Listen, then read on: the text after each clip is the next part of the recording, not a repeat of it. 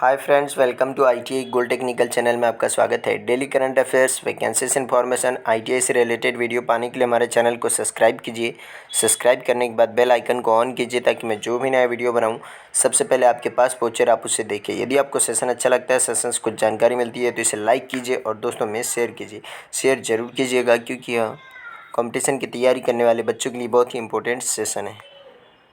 यदि आप हमारे चैनल आईटीआई गोल्ड टेक्निकल पर पहली बार आए हो तो इसे सब्सक्राइब कीजिए और अपने दोस्तों से भी ज़रूर करवाइएगा। और आज हम पढ़ेंगे 28 फरवरी 2021 से जितने भी इंपॉर्टेंट करंट अफेयर क्वेश्चन बनेंगे वह इस वीडियो में पढ़ेंगे। और इस वीडियो की पीडीएफ फाइल के लिंक मैं इसी वीडियो के डिस्क्रिप्शन में दे दूंगा, वहां से जाकर उसे डाउनलोड कर लीजिए ताकि एग्जाम के टाइम पर आप आसानी से रिविज़न कर सकते हैं। तो आज का हमारा पहला क्वेश्चन है, हाल ही में विश्व एनजीओ दिवस कब मनाया गया है? तो यह इसका राइट आंसर है ऑप्शन नंबर ए 27 फरवरी। प्रत्येक वर्ष 27 फरवरी को विश्व एनजीओ दिवस मनाया जाता है। 2010 में विश्व एनजीओ दिवस को आधिकारिक तौर पर लिथुआनिया में इसे बाल्टिक सागर राज्यों या सदस्य देशों के द्वारा मान्यता प्राप्त हुई थी।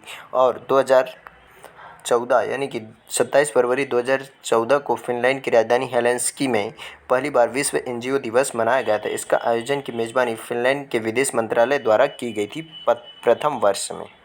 दुनिया भर में जो एनजीओ चलाए जाते हैं गरीबों और अनाथों के लिए, उसी के लिए यह दिवस मनाया जाता है। अनाथों के लिए जो एनजीओ वगैरह चलाए जाते हैं, किसी भी कार्य को करने के लिए एनजीओ जो चलाए जाते हैं, उन्हीं की याद में यह दिवस मनाया जाता है प्रत्येक वर्ष 27 फरवरी को। तो इसका right answer option number A.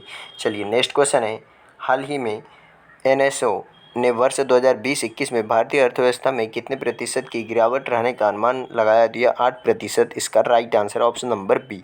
NSO यह क्या राष्ट्रीय सांख्यिकी संगठन इसे हिंदी में कहते हैं। एनएसओ राष्ट्रीय सांख्यिकी कार्यालय संगठन ही कार्यालय है। नेशनल स्टैटिस्टिकल और ऑफिस द्वारा जारी किए गए दूसरे एडवांस अनुमानों के अनुसार वर्ष 2020-21 में भारत की जीडीपी विकास दर 8% नेगेटिव रहने का अनुमान है। कैसी नेगेटिव रहने का अनुमान है? और यह अनुमान 2019-20 में 4.9% था। इससे पहले एनएसओ ने अपने पहले अग्रिम अनुमान में जीडीपी दर 7.7% नेगेटिव रहने का अनुमान लगाया था। यह पॉजिटिव है, नहीं है, नेगेटिव है। अब बात कर लेते हैं इसकी एनएसओ की। तो एनएसओ का गठन किया गया था 2005 में और इसका मुख्यालय है नई दिल्ली में। और इसके प्रेजेंट टाइम पर कार्यपालक है विमल कुमार राय, जो विमल कुमार राय इसके अध्यक्ष हैं। इसका राइट आंसर हो जाएगा ऑप्शन नंबर बी। लेकिन यह नेगेटिव है। क्या है? नेगेटिव है। तो इसका right answer option number B. चलिए नेक्स्ट क्वेश्चन की ओर चलते हैं। नेक्स्ट क्वेश्चन है, हाल ही में किस राज्य सरकार ने सेवानिवृत्ति की आयु को बढ़ाया है? तो अभी तमिलनाडु राज्य सरकार ने अपने राज्य सरकार के जितने भी कर्मचारी होते हैं सभी की सेवानिवृत्ति की आयु 1 वर्ष के लिए बढ़ा दी है। कितने? 1 वर्ष प्लस कर दी है।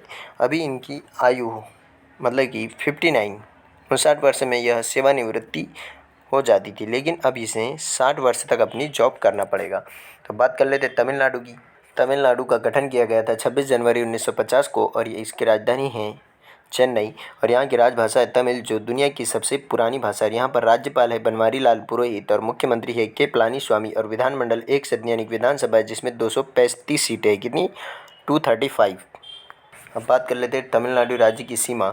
इसकी सीमा लगती है आंध्र प्रदेश राज्य से, कर्नाटक राज्य से और केरल राज्य से। तो आप इन्हें जरूर याद रखिएगा। तो इस क्वेश्चन का राइट आंसर है, और तमिलनाडु एक समुद्र तटीय राज्य है। तो इसका right answer option number C. चलिए नेक्स्ट क्वेश्चन है, हाल ही में किसने वर्चुअली दूसरे खेलो इंडिया नेशनल विंटर गेम्स को संबोधित किया? तो यह संबोधित किया अभी प्रेजेंट टाइम के हमारे प्रधानमंत्री नरेंद्र मोदी जी ने। और प्रेजेंट टाइम पर हमारे खेल मंत्री कौन है? तो हमारे खेल मंत्री है किरण रिजिजू। कौन है? किरण रिजिजू। तो इसका right answer option number C. चलिए नेक्स्ट क्वेश्चन है, हाल ही में एयू स्मॉल फाइनेंस बैंक के नए अध्यक्ष और सीटीओ कौन बने हैं? तो इस क्वेश्चन का राइट आंसर है ऑप्शन नंबर डी, शरद गोखलानी। शरद गोखलानी को एयू स्मॉल फाइनेंस बैंक के नए अध्यक्ष एंड सीटीओ नियुक्त किया है। एयू की स्थापना 25 वर्ष पहले संजय अग्रवाल, एक मेरिट होल्डर चार्टर्ड अकाउंटेंट और एक पहली पीढ़ी के उद्यमी के द्वारा की गई थी।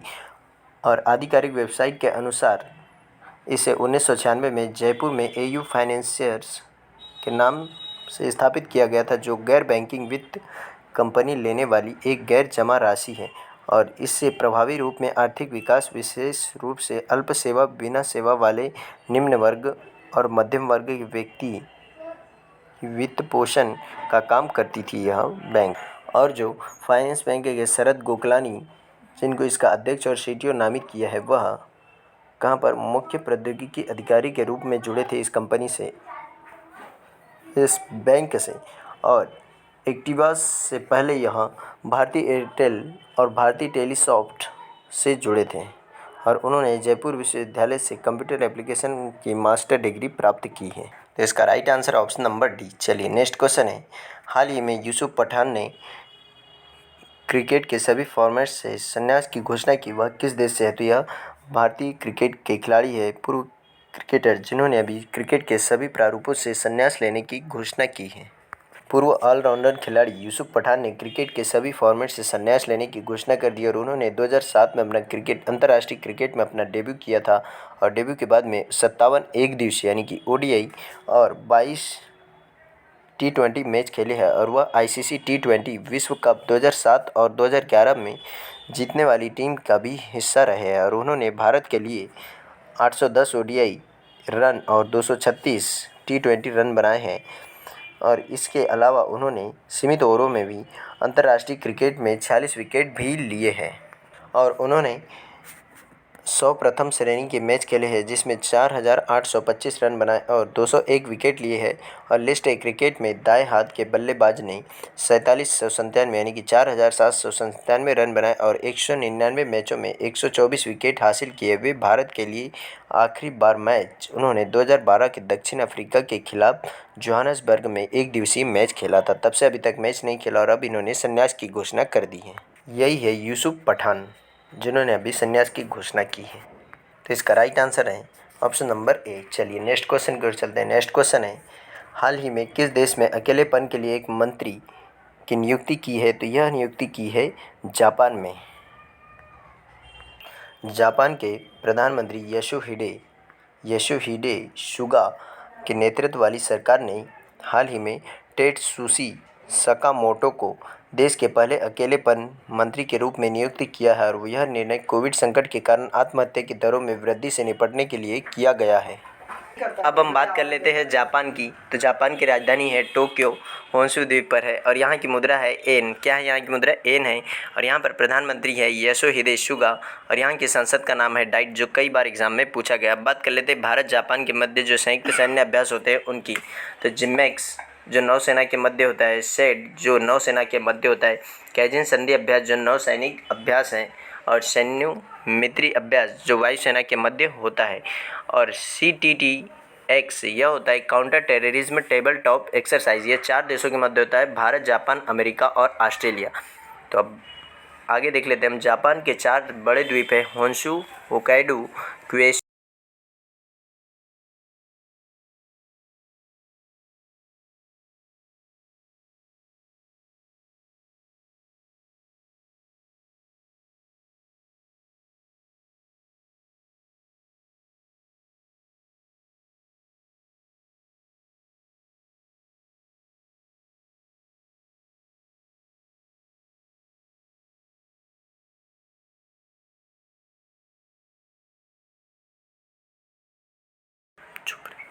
तो इस क्वेश्चन का right answer option number A. चलिए नेक्स्ट क्वेश्चन की ओर चलते हैं। नेक्स्ट क्वेश्चन है, हाल ही में किस राज्य में महा समृद्धि महिला सशक्तिकरण योजना प्रारंभ की गई है? तो यह योजना प्रारंभ की है महाराष्ट्र में और महाराष्ट्र की राजधानी है मुंबई। अब बात कर लेते हैं महाराष्ट्र की और यहाँ पर मुख्यमंत्री हैं उद्धव ठाकरे और राज्यपाल है भगत सिंह कोश्यारी। और अब बात कर लेते हैं महाराष्ट्र की सीमा की। तो महाराष्ट्र की सीमा लगती है गुजरात राज्य से, मध्य प्रदेश से, छत्तीसगढ़ से, तेलंगाना से और कर्नाटक और गोवा राज्य से इसकी सीमा लगती है। तो इस क्वेश्चन का राइट आंसर है ऑप्शन नंबर बी, इसका राइट आंसर है।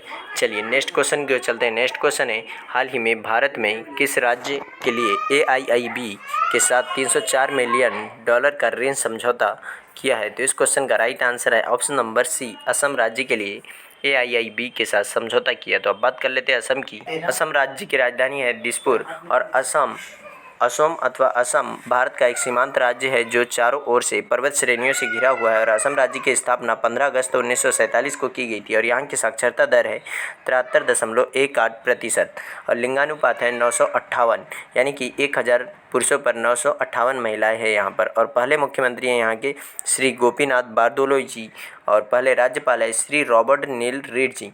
और यहाँ के प्रमुख लोक नृत्य है बिहू, जो कई बार एग्जाम में पूछा गया है, कम से कम हज़ारों बार तो पूछ ही लिया गया होगा। और कील गोथा, अंकिया नाट, बिच्छू, राखल लीला, बगरुम्बा, नट पूजा और आदि यहाँ के प्रमुख लोक नृत्य हैं। और यहाँ की प्रमुख नदियाँ है ब्रह्मपुत्र, बराक, सोनोई यहाँ की प्रमुख नदियाँ है। और सीमा अरुणाचल प्रदेश, नागालैंड, मणिपुर, मिजोरम, मेघालय, त्रिपुरा और पश्चिम बंगाल से इसकी सीमा लगती है। और कृषि का उत्पादन सबसे ज़्यादा यहाँ पर चाय का होता है, जूट, चावल, कॉटन, रेशम का भी यहाँ पर उत्पादन होता है। और पर्यटन स्थल है कामाख्या देवी का मंदिर, नवग्रह मंदिर, गांधी मंडप, काजीरंगा नेशनल पार्क जो एक सींग वाले गैंडे के लिए प्रसिद्ध है। और यहाँ पर विश्व का सबसे बड़ा नदी द्वीप है माजुली द्वीप, जो ब्रह्मपुत्र नदी पर है। और असम का राज्य गान ओ मोर अपने और देश, यह किसने लिखा था? यह लिखा है लक्ष्मीनाथ बेजबरोबा ने। और यहाँ पर राज्य गान को राज्य के आधिकारिक गान की कब घोषित किया गया था? यह घोषित किया गया था 18 नवंबर 2013 को। और यह भारत का सबसे बड़ा चाय उत्पादक राज्य है। क्वेश्चन का राइट आंसर है ऑप्शन नंबर सी। चलिए नेक्स्ट क्वेश्चन की ओर चलते हैं। नेक्स्ट क्वेश्चन है, हाल ही में विष्णु नारायण नंबूतिरी का निधन हुआ, वह कौन थे? तो वह एक प्रमुख कवि थे जिनका भी हाल ही में निधन हो गया है। प्रसिद्ध मलयालम कवि, पुजारी और शिक्षाविद विष्णु नारायण नंबूतिरी का निधन हो गया। वह उन्हें अपने दशकों तक मलयालम साहित्य के लिए दिए गए योगदान के लिए 2014 में पद्मश्री से भी सम्मानित किया गया था। और इसके अलावा उन्होंने केरल साहित्य अकादमी पुरस्कार, केरल साहित्य अकादमी फेलोशिप, वल्लथोल पुरस्कार और ओडक्कुजल पुरस्कार और अन्य मातृभूमि साहित्य पुरस्कार से भी इन्हें सम्मानित किया गया है। और वह भाषा और वेदों के विख्यात विद्वान होने के साथ साथ एक अच्छे वक्ता भी रहे हैं। यही है विष्णु नारायण नंबूतिरी। तो इस क्वेश्चन का राइट आंसर है ऑप्शन नंबर ए, इसका राइट आंसर है। आज का सेशन यही समाप्त होता है। यदि आप हमारे चैनल ITI गोल्ड टेक्निकल पर पहली बार आए हो तो इसे सब्सक्राइब कीजिए। सब्सक्राइब करने के बाद बेल आइकन को ऑन कीजिए ताकि मैं जो भी नया वीडियो बनाऊं सबसे पहले आपके पास पहुंचे और आप उसे देखें। यदि आपको सेशन अच्छा लगता हो या सेशन से कुछ जानकारी मिलती तो इसे लाइक कीजिए और दोस्तों में शेयर कीजिए। Thank you so much watching for my video. मिलते हैं नेक्स्ट सेशन में।